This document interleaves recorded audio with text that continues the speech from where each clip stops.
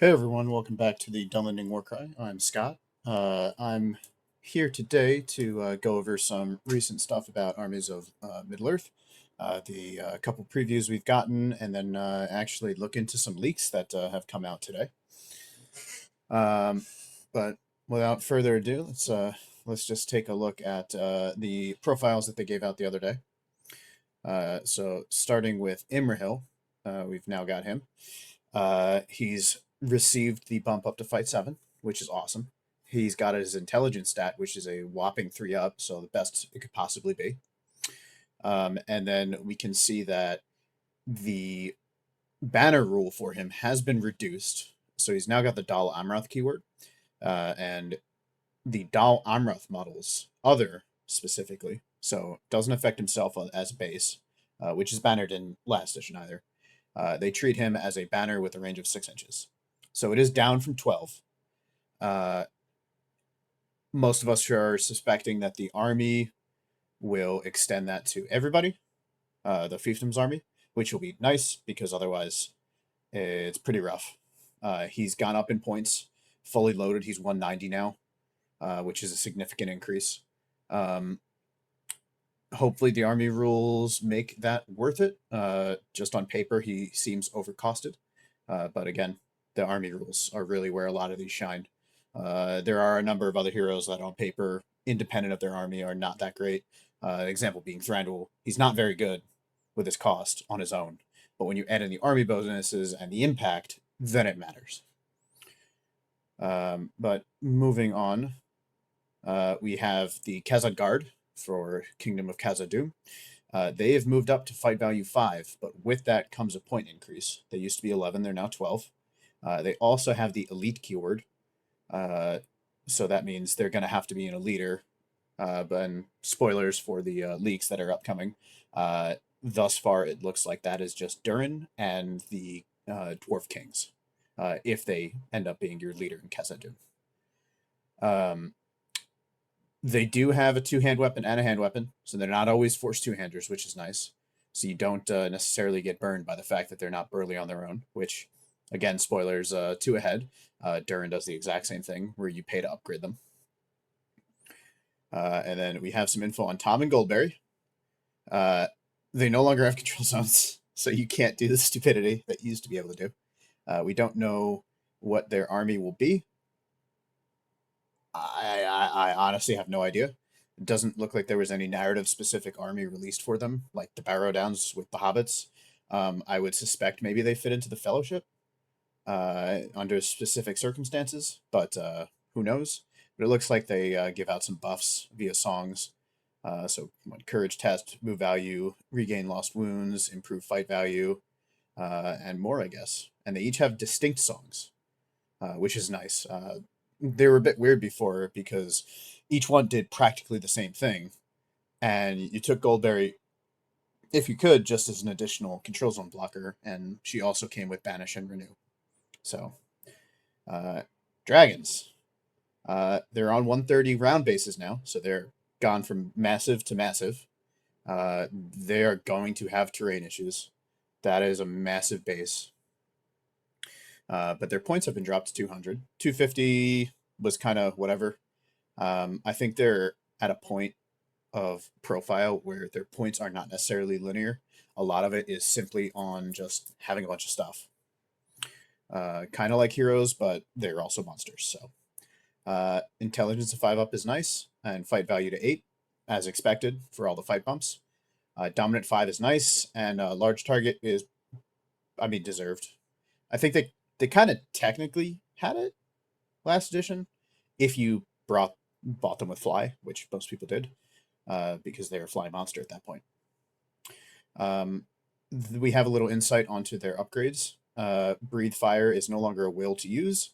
Warm Magic gives them foil magic, which is pretty cool. It might actually make it slightly worth it to pick that, though still kind of meh if it's the same. And then a new option is Superior Intellect, which allows them to automatically pass Intelligence. Not super useful. Hurling is nice, but they're already an Intelligence of 5 up. That's pretty good. But on top of that, they get a Legendary Hero rule. So every might point they spend on a 4 up, they ignore spending it, is probably what it is. We have some info on the Black Dragons. They are now a separate profile from Easterlings, no more upgrade. As expected, they have a separate sculpt. It kind of makes sense, though. Feels bad for people that made their regular Easterlings into Black Dragons, although that was already a thing. You put all that work and then they just made a new sculpt, which, as much as kit bashing is awesome, these sculpts are really cool, even though they're super expensive. They are Fight 4, like the other Easterlings warriors. They automatically come with a shield, which I think the other ones do anyway. And then on top of that, they can exchange a shield for a banner, or they can buy an Easterling halberd, which is the pike or spear weapon, or pike or two-hand weapon. They have phalanx, of course, and then their new thing is Warrior of the Dragon Cult. This model may only be included in the warband of a Black Dragon hero. Additionally, whilst within 3 inches of a Black Dragon hero, this model gains a bonus of +1 to their fight value. So instead of the fight value being linked to the Emperor and his palanquin, it is now based on Black Dragon heroes. And we will see later who those heroes are. We did get leaks on, I think, all the Easterling models, so we'll be able to see that. That is all that we got from that article. We did get an armies one, I believe yesterday, with a few more things. So, a few of the armies we're getting. Grief of Aemir. We got a nice picture of this. It looks like we've got Aemir, of course. Imrahil is on the table, and then also Huron. And it does look like we are getting Foot Dal Amrath and Foot Gondor with that. Probably not Foot Rohan, because there were no Foot Rohan. But that's a good, solid-looking roster. We see that special rules, Aemir gets a fight bonus and fearless, so he's up to fight 7, which is very strong. What we would suspect is that Aemir is going to always have his grief rule triggered, so he's always going to have to charge, is probably the case. He just has to go really angry. And then friendly Gondor models will reroll to wound rolls of 1 when they charge. So they'll be hitting a lot harder. That's that ever-present reroll of 1's wound that so many armies are getting now. We do have then Khazad Dum, all the models you would expect. It is no longer Balin Khazad Dum. That's going to be a legacy army. But we have some info. So friendly models get to reroll to wound rolls of 1 thanks to their exceptional weaponry. And then some dwarves are going to get dominant 2. And then on top of that, their new rule, the Stubbornness of Dwarves, special rule will allow a single friendly Khazad Dum model to reroll a single d6 in a duel if their side has rolled fewer dice in that duel roll. So Khazad Dum, of course, you can notice there almost are no spears. All you have are the foe spears. A lot of the time they're fighting 2-on-1 in a battle line. This notably is including spear supports in that roll because it's the dice, not the models involved, which other rules have. So when they're fighting up against a battle line, they basically get a free banner. Combine that with some of the multi-attack models, and you could reroll 2 dice, or in Durin's case, 3 dice. And then in addition to that, there are Dwarven mirror markers that you put on the board that illuminate areas, make it harder for models to shoot, and then negative courage value for certain evil models.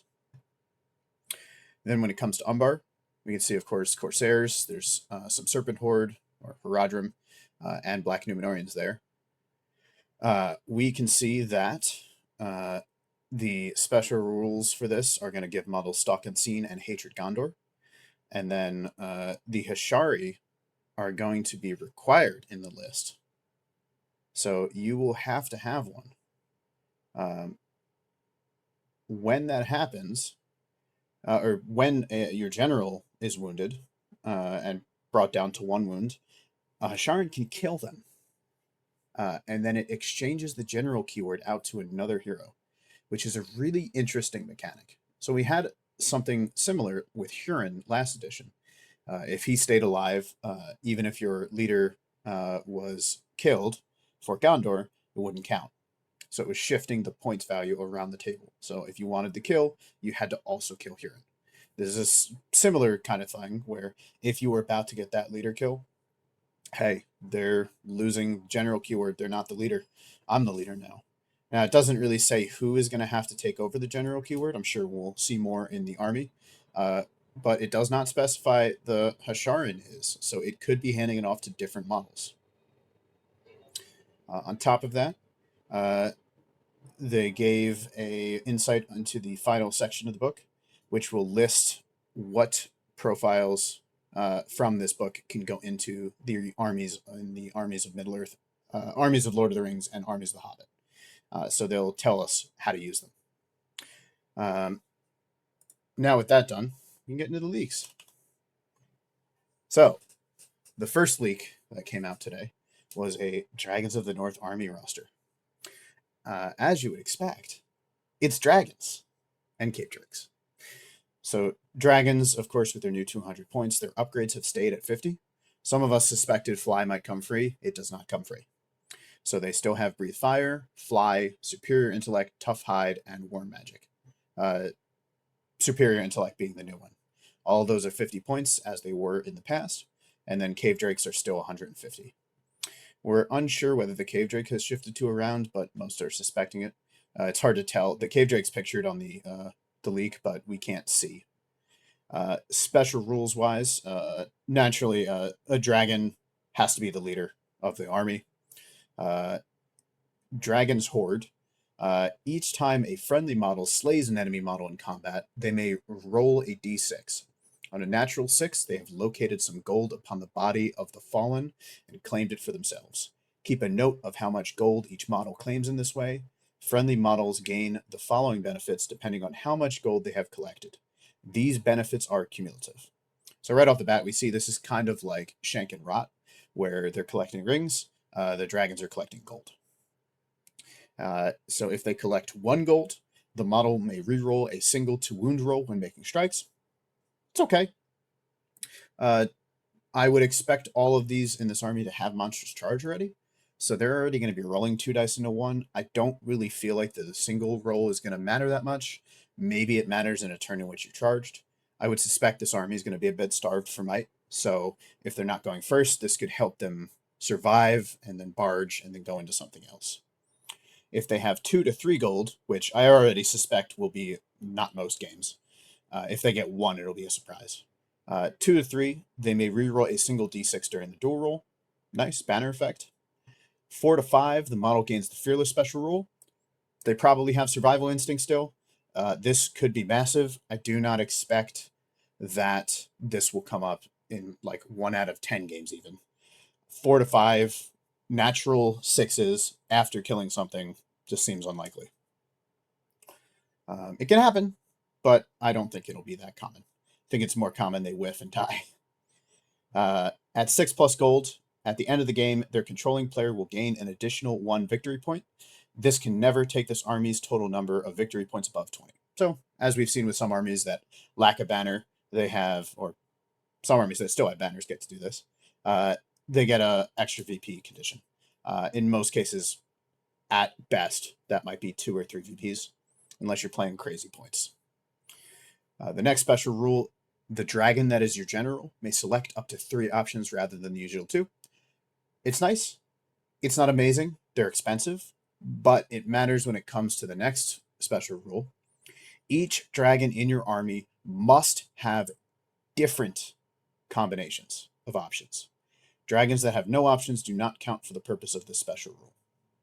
That means you cannot take at 750 3 breathe fire dragons for 750 points, 250 apiece. You can't do it. That leads me to suspect that their breathe fire is probably unchanged, past the fact that they're not spending will, which could make it very good. But you can't spam it out really, because you have to combine it with different things. So that means at say 650, sure, you could do your leader with 3 options, that being probably fly, breathe fire, and most likely tough hide, make it a lot harder to wound and kill. And then your second dragon would be breathe fire and fly. 2 dragons with breathe fire could be a bit obnoxious. I mean, Smaug is annoying on his own, but I think given the other restrictions of the list, it's kind of like Smaug. There's going to be some scenarios you're really good at. There's going to be a lot of scenarios you're really bad at, and it's probably going to be a flip of a coin. Past the dragons, we have a few Khazad Dum things. So, notably, we have Durin's profile first. And if you haven't noticed, I can't show these. I don't want to get in trouble. I could speak them because, for all you know, it's fake, but it's all real. Durin has gone up to 170 from 160. However, his fight value has gone up from 6 to 7. So 10 points for fight value upgrade. Past that, his profile is the exact same. Nothing's changed. He does have leader Khazad Guard, but everything else is the same. His mithril is now exquisite rather than heavy. It's 4 defense instead of 3 for regular mithril. He's still D9. He's still got Durin's axe. He's still got the Ring of Durin. He's still got the Crown of Kings. He still has the Horn of, I can't say the word. And then he still upgrades Khazad Guard into Hearthguard for the same Burly special rule. Past that, he's the same. And then we do have the Kingdom of Khazad Dum army list. It has everything you'd expect. Durin, Marden, the Dwarf King, Dwarf Captain, Dwarf Warrior, Dwarf Ranger, Khazad Guard, Iron Guard, Vault Warden teams, and Dwarven Ballistas. Dwarven Ballistas, someone mentioned, has gone up. I don't remember the point cost, but it is now 70. Everything else looks the same. It doesn't look like the Dwarf Warriors got hit with the point increase. But it's Khazad Dum, so it's whatever.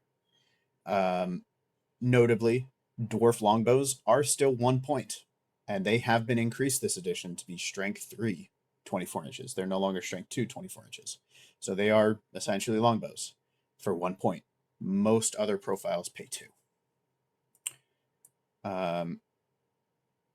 Additional rules in this. So notably, you do not have to take Durin in this army. You can play it generic, which is cool.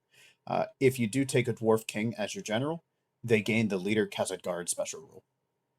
It doesn't look off the bat like anyone else would be able to take Khazad Guard, so it'll either be Durin with a max of 18 or Dwarf King with 15. One other note, Marden is now a Hero of Valor, which is really cool, as is, of course, the Dwarf King. So Marden can take 15, used to be 12. Their special rules, they still have the bonus from last edition. Friendly models may re-roll to wound rolls of a natural 1 when making strikes. Pretty consistent, pretty good. The big one, friendly dwarf captains, dwarf warriors, and dwarf rangers gain the dominant 2 special rule. It is unconditional. It is just they gain it. So when you're playing without those spear supports and you just have a ton of models on the board, everybody's dominant 2. It's pretty cool. I think that is a game changer for Khazad Dum. Normally having no spears is a problem for getting on objectives. You can't really push. Now it's just simple as get on the point, and you might be able to just hold on. The stubbornness of dwarves during a duel roll before any rerolls have been used. If the opposition player, that is a weird way to phrase that. Usually they say opposing player. Opposition player has rolled more dice, including supporting models, than a friendly Khazad Dum model, or then a friendly Khazad Dum model may reroll a single d6 as part of the duel roll. Free banner. If you're fighting multiple things, or fighting multiple things, including spears, free banner. Which is a nice thing, because obviously banner coverage is a little harder for Khazad Dum now without the King's Champion, though of course most places are going to allow Legacy, so that might not be an issue. But when you're sending in like Iron Guard or heroes into multiple things, now you've got essentially a free extra die. Durin could roll 6 potentially, because he's got his base at 3. He could charge 2 guys, and if they have 2 severe sports, he's outnumbered in terms of dice. That's his 3 to their 4. He's got the army bonus trigger, and then a banner would allow him a 6th. So 3 dice, 3 rerolls, which is pretty consistent when you're fight 7. And then lastly, Dwarven Mirrors. They have a wall of text. These are annoying. At the start of a game, after both sides have deployed, you may deploy 2 40mm Dwarven Mirror markers anywhere on the battlefield. I don't know what model they intend us to use for that. That doesn't exist right now. And it has to be deployed not within, again, the opposition deployment zone, which is weird. The area within 6 inches of a Dwarven Mirror marker is always considered to be daylight. Enemy models targeting a friendly model within 6 inches of a dwarven mirror marker with a shooting attack suffers a -1 penalty to the hit roll. So daylight counteracting the nighttime of the trolls, or Clash by Moonlight, or eventually probably Assault on Lothlorien Legacy list. It's blinding light, essentially. The lighting up part. Additionally, orc models, goblin models, or models with the Cave Dweller special rule suffer a -1 penalty to any courage tests they are required to take whilst they are within 6 inches of a dwarven mirror marker. So, makes things scared of things. I don't know how that fits into anything with dwarves, but that's what they went with. The way to destroy it is kind of like destroying supplies, destroying siege weapon. If during the end phase of a turn, an enemy model is in base contact with a dwarven mirror marker, that model hasn't done anything during the turn except move, so hasn't shot, hasn't cast magic, hasn't fought, or engaged in combat is a better way, not fought, and that model was not affected by magical power this turn, then it can remove the dwarven mirror marker from play. Models cannot overlap a dwarven mirror marker for any reason, though a warbeast or chariot that moves into base contact with one via trample or chariot charge will immediately remove it from play and carry on as normal. So you can run over it, you can destroy it. It's going to be a huge pain when it comes to, say, seize the prize. They can use it to block for another turn. They'll probably lose them, but if it delays you long enough so that the dwarves can get to the middle, that's a massive change. Some other scenarios that could massively hinder the opposing army on their approach. Terrain can impact that. I think it definitely can be used to funnel things into ballista arcs and all that. I think it's a pretty decent rule. It's going to be very annoying to face.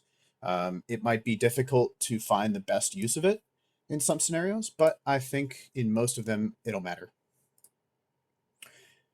Moving on from dwarves, we have all the Easterlings. So to start, we have the 2 army lists. So Host the Dragon Emperor has made a return.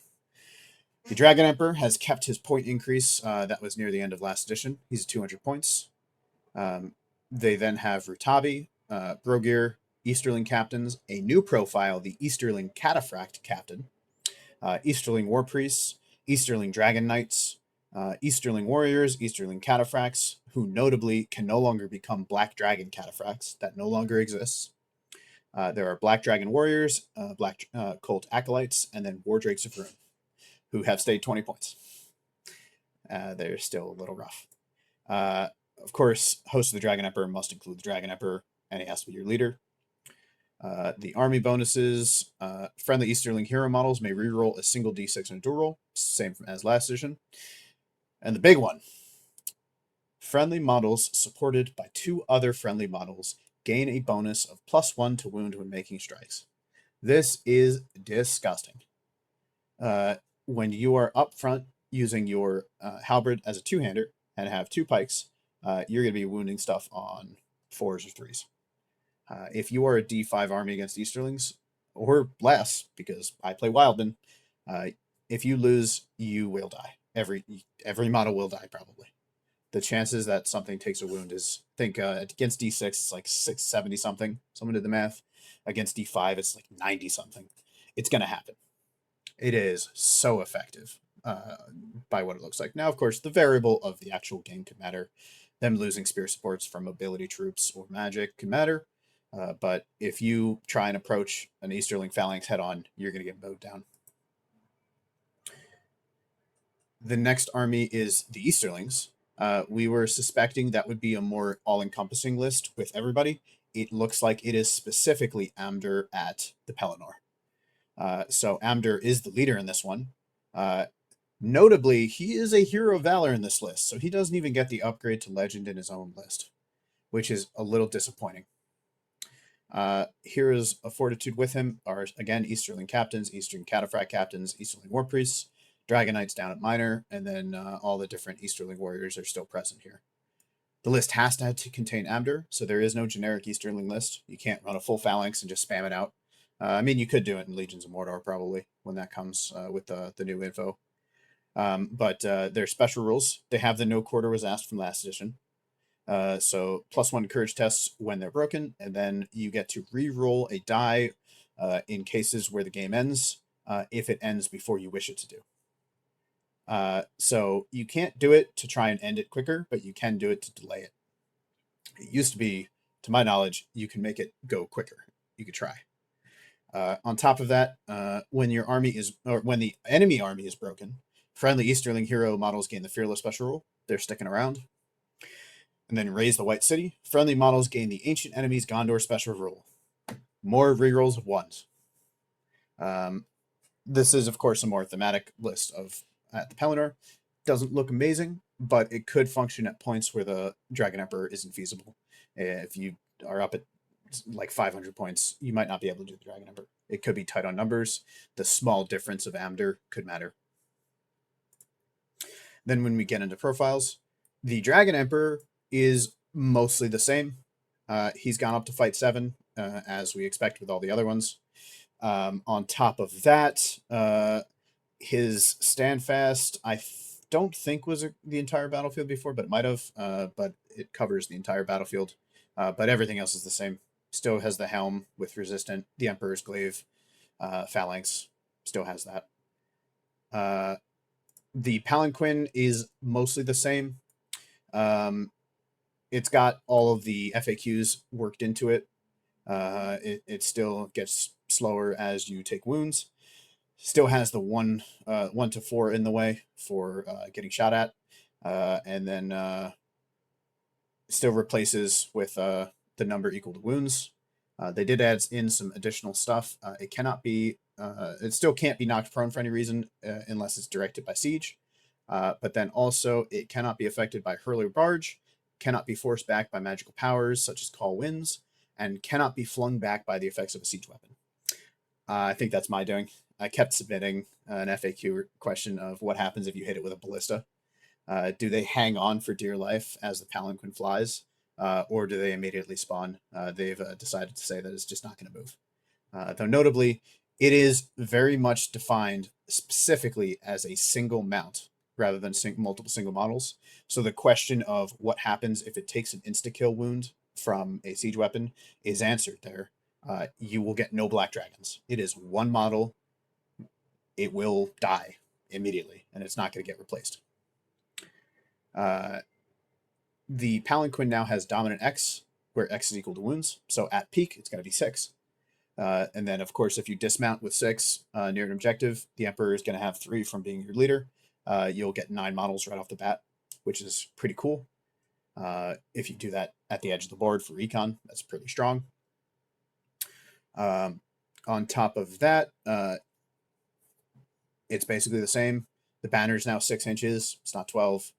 And then they've added another reroll of 1's ability. Friendly Easterling models within 6 inches of the Royal Palanquin who can draw line of sight to it may reroll to wound rolls of a natural 1 when making strikes.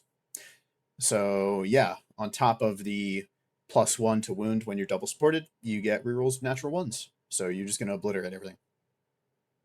It's nasty.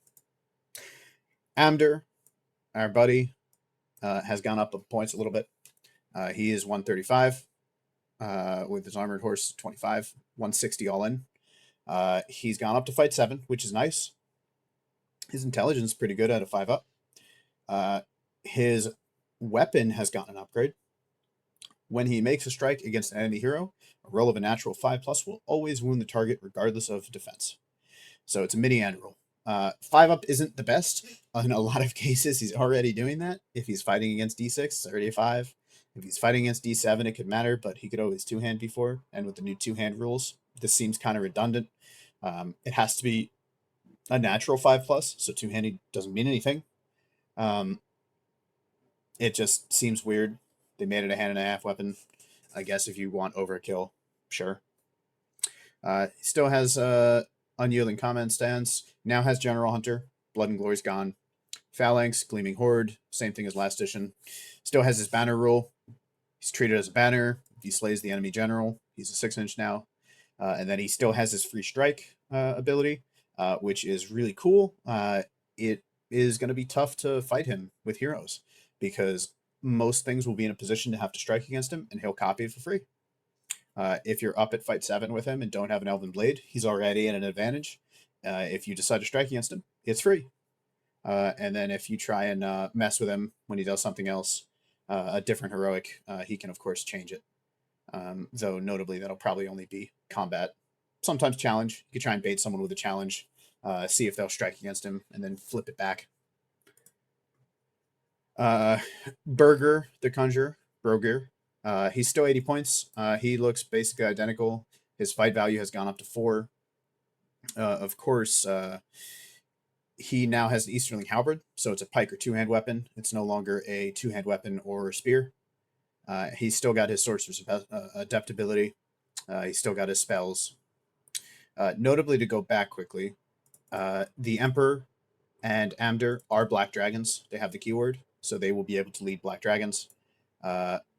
Broger, or trigger the black dragon upgrade, but we'll get to it later. They could lead them. Broger does not. He is not a black dragon.